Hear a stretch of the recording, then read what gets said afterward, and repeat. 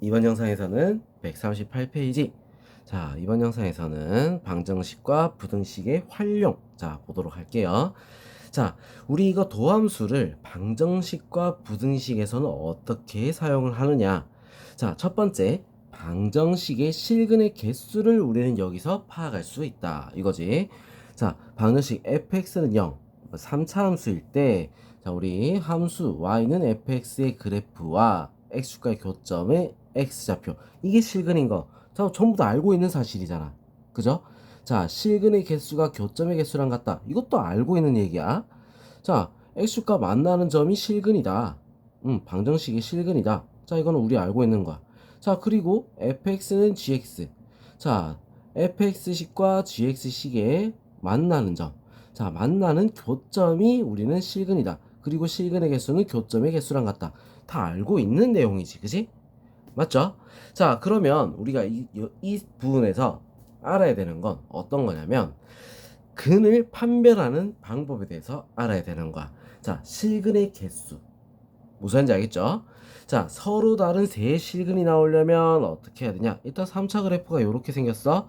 자, 서로 다른 세 실근이 나오려면 극값을 구해서 극대와 극소의 곱이 어떻게 해야 돼? 0보다 작아야 된다는 거야.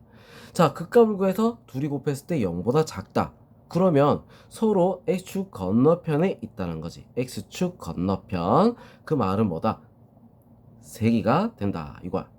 자, 만약에 중근과 다른 한 실근. 자, 그러니까 뭐야? 근이 두 개다.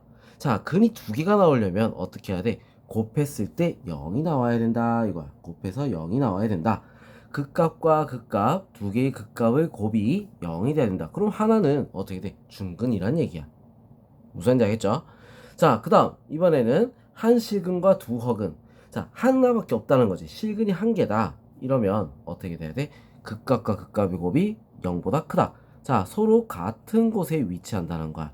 자, x축보다 위쪽에 두 개가 다 있다. x축보다 아래쪽에 두 개가 다 있다. 자, 이렇게 된다는 거. 우리는 머리에 생각을 해놓고 있어야 되는 거지.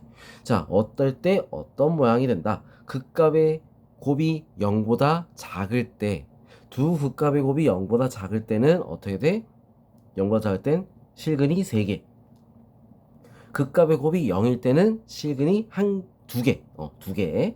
자, 극값이 0보다 클 때는 실근이 1개. 자, 이렇게 우리는 판별을 할 수 있다는 거야. 자, 우리 2차에서는 어떻게 했어? 근을 판별하려면 판별식을 썼었지? 자, 여기서는 극값을 이용해서 판별을 하겠다. 알겠죠? 자, 2차 함수는 판별식. 3차 함수는 어떻게 돼? 극값을 통해서 판별을 할 수 있습니다. 알겠죠?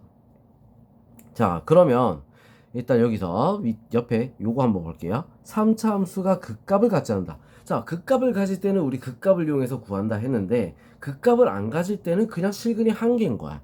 자, 왜냐면 3중근 해도 어떻게 돼? 하나밖에 안 지나가지? 자, 허근이라 해도 어떻게 돼 있어?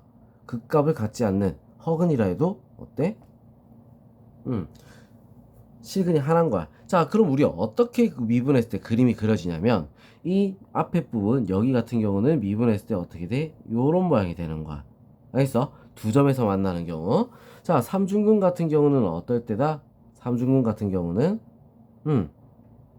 세 개가 하나의 근으로 나와야 된다 했으니까 자, 어떻게 나오냐면 요런 모양이야.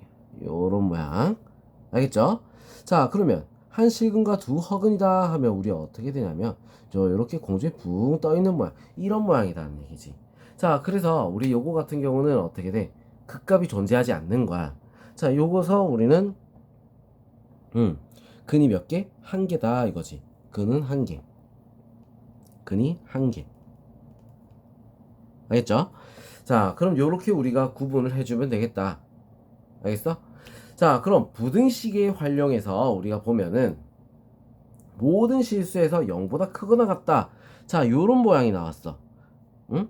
자, 요런 모양이 나왔을 때 우리 상식적으로 생각해봐. 모든 실수에서 0보다 크거나 같다가 나오려면 어떻게 해야 돼? 제일 작은 거. 그 함수 그래프에서 제일 작은 게 어떻게 해야 돼? 0보다 크거나 같아야 된다는 거야. 그죠? 자, 3차 같은 경우는 범위가 특별하게 없으면 어떻게 돼? 요런 모양이기 때문에 자, 뭐보다 크거나 같다 이런 말을 할 수가 없어. 그죠? 자, 뭐 실수 전체 범위가 돼버리기 때문에 y값이 음수 끝에서 양수 끝까지. 그죠? 자, 이렇게 되기 때문에 3차 함수에서는 범위가 있어야 돼. 자, 근데 4차 함수 같은 경우는 어떻게 생겼어? 요렇게 생겼어. 자, 그렇기 때문에 어떻게 돼? 제일 작은 값, 극소값들 중에서 어떻게 돼? 최소값, 제일 작은 거.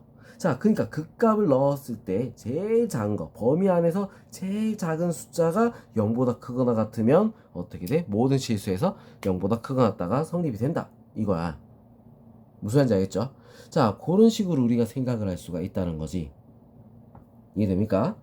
자, 그러면 여기서 만약에 4차 함수에서도 범위가 있다. 아, 그러면 우리 2차 함수 때랑 똑같이 생각하는 거야. 2차 함수 때랑.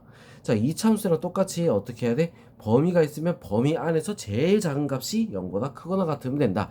이걸 우리는 생각해 주면 되겠다. 알겠죠? 자, 그럼 다음 페이지 넘어가 보겠습니다. 자, 요 다음 페이지에 우리에 나와 있지. 주어진 구간 안에서 성립하는 거 증명하려면 어떻게 한다 했어?